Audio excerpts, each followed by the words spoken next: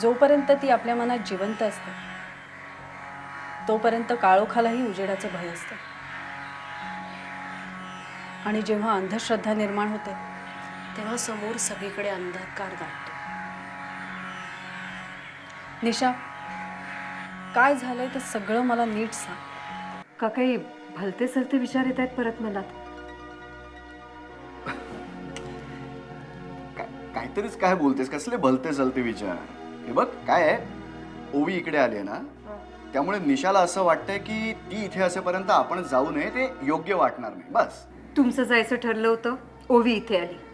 आता ओवी इथे आली म्हणून तुम्ही तुमचं जाणं कॅन्सल करताय? अगं कॅन्सल नाही ग, पोस्टपोन केलाय, पुढे ढकललाय.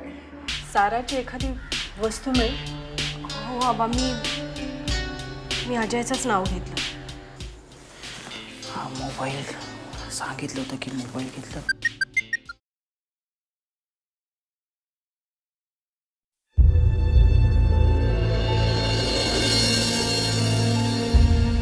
या लोकांनी फसवलंच दिलं. निधीच्या जागी जर मी असते ना तर चांगलंच फैल्यावर घेतलं असतं यांना. एक तर चुकी ह्यांची आणि फेडायची दिन. बघताना सगळे दीवरच संशय घेणार. काय उपयोग, कितीही सांगा दिला, दी आपलीच एक तार वाजवते. हे माझं घर आहे. माझ्या नवऱ्याला कळलं की बायकोला हे सगळं माहिती आहे तर अख्खं आयुष्य ती बोच राहील. जशी काय नाही केली तर नाहीच राहणार आहे. पण मला तर या साराचं आवडलं. डायरेक्ट हात कट. काय डेअरिंग आहे ना. पण त्याचा पण काय उपयोग. अजय म्हणतो तसं ती केली आणि गेली. जिजू तर मस्त लाईफ एन्जॉय करते. म्हणून ओवी मॅडम, आधी करिअर मग लग्नाचे विचार करा. आणि लग्नानंतर जर नवऱ्यावर प्रेम केलं तर काय एकदम परफेक्ट. अरे अजय, कर ना फोन लवकर. तसं साराच्या घरी जायला मलाही आवडलं असतं.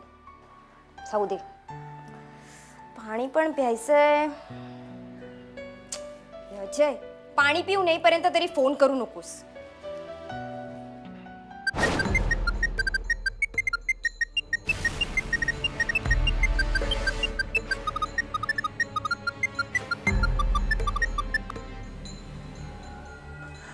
हॅलो. अरे कुठल्या वेळेला फोन करतोय मी कसला घाबरलो. मी तुला नंतर फोन करतो, तू फोन ठेव. हां, तेच म्हटलं, साराचा मोबाईल 6 महिन्यानंतर कसा वाचणार. मोबाईल नको.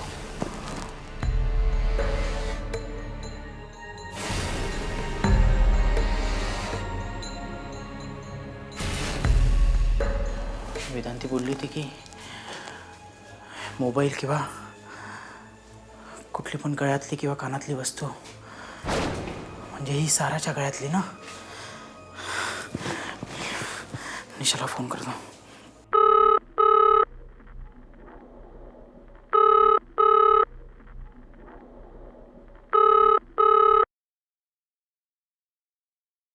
Hello hello hello.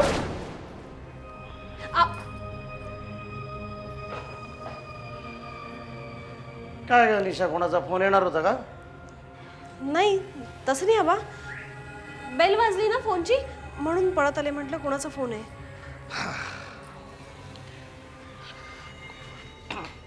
बर, समीर कुठे गेलाय? ते ऑफिसला गेलेत.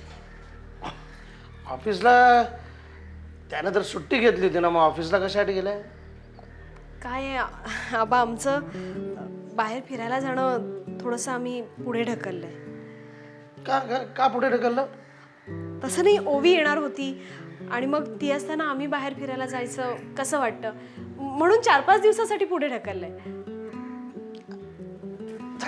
ठरवलंच आहे तर मग काय, ठीक आहे. पण खरं सांगायचं तर ओवी इकडे राहिली असती तर चाललं असतं. ती काय तुझ्याशिवाय राहूच शकणार नाही असं आहे का? असं नाही. मी होतो ना. मग पूर्वीच्या काळी वय झालं की माणूस सल्ला देण्यायोग्य झाला असा समज होता. हे म्हणजे काय आता अगदी निरुपयोगी झाला असं झालं ना. बरोबर बोललात आबा.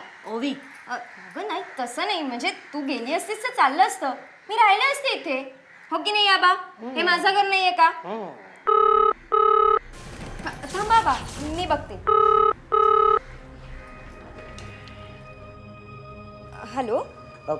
हॅलो ओवी, अजय बोलतोय. हां, कुणाचा नंबर आहे हा? आजूबाजूला कोणी आहे का? हो हो बरोबर. हे बघ, म्हणजे मला ती वस्तू मिळाली आहे. मी तुला वाड्याच्या बाहेर भेटतो. तू मला लगेच तिकडे भेट. हां, मी तुला ती वस्तू देतो, तू निशाला दे. Okay okay okay, thanks. चल.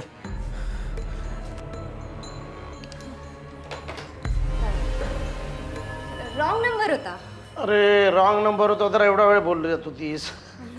करेक्ट नंबर असता तर उद्या सकाळपर्यंत बोलली असतीस. काय झालं? हो, जाऊया. येतो आबा.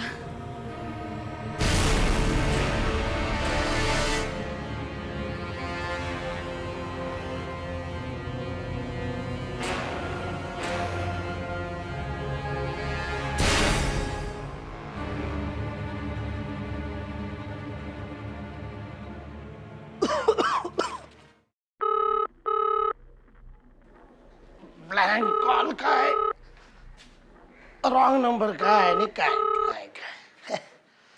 हॅलो. अरे नाही, मी बोल बोल बोल मीच बोलते, बोल. आ हो.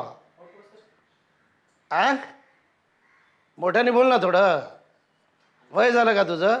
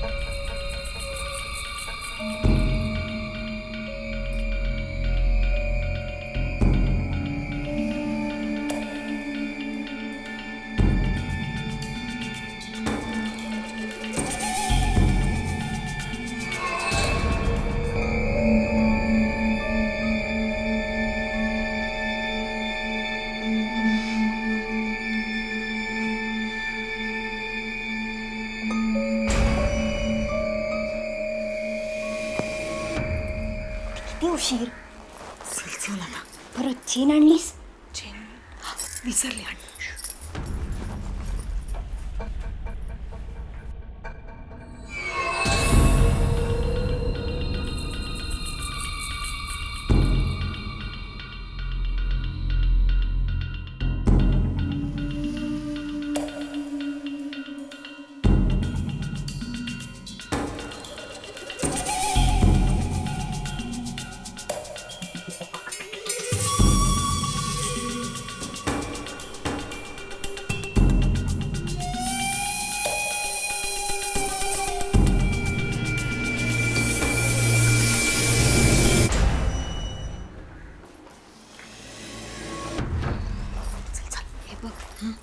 तू अजिबात घाबरू नकोस. खरं तर ना तात्यांना सगळं सांगायला हवं होतं, पण तू टेन्शन नको घेऊस. तसं नाही ग, हे सगळं करायची मला खूप भीती वाटते. कोणी निशा, आबा, आता वेळ आली आहे सांगण्याची. आबा, निशा, मी तुला विश्वासात घेऊन सगळं सांगितलं आणि तू आबा, मला सतत आपल्या घरात भास होत होते. आणि त्या दिवशी तुम्ही साराबद्दल मला सांगितलं ना, तेव्हा माझी खात्री पटली की तिच्या इच्छाशक्तीमुळे हे सगळं होतंय. आणि मग मी माझं मन खंबीर केलं. समीरशी याबद्दल बोलणं म्हणजे त्यांना स्वतःला संभ्रमात टाकण्यासारखं होतं. म्हणून मग मी अजयनं जाऊन भेटले. अजयच आपल्या सगळ्यांपेक्षा साराला जास्त ओळखत होते, म्हणून मी त्यांची मदत मागितली. त्यांनी मला वेदांतीबद्दल सांगितलं. वेदांती? वेदांती म्हणजे वेदशास्त्र संपन्न पंडित देवकर यांची मुलगी वेदांती. नाही, पण तिचा याच्याशी काय संबंध?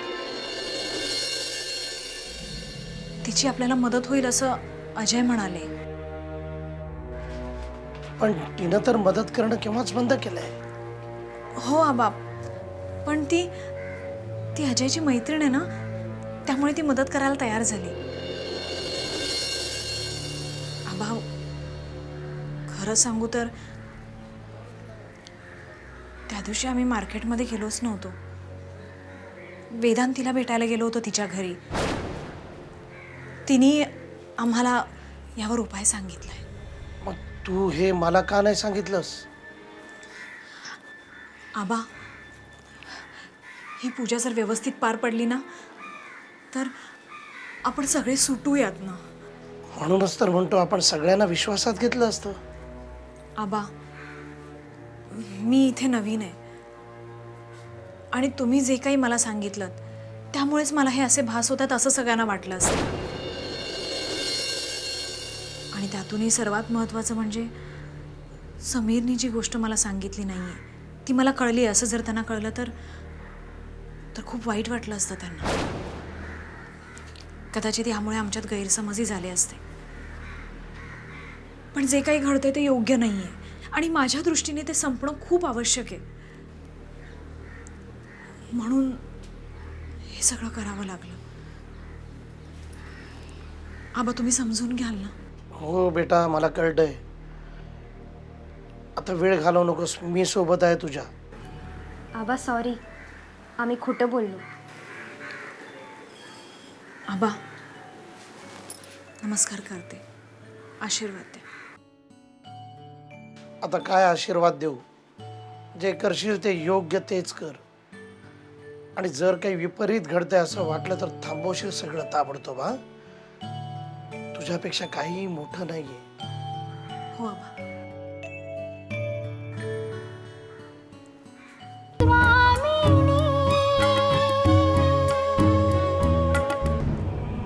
मालतीनं कोणा तांत्रिक मांत्रिकाकडनं लावून घेतलं होतं. ती तुला वेदांतीवर विश्वास आहे ना? माहित नाही गोवी काय होणार आहे.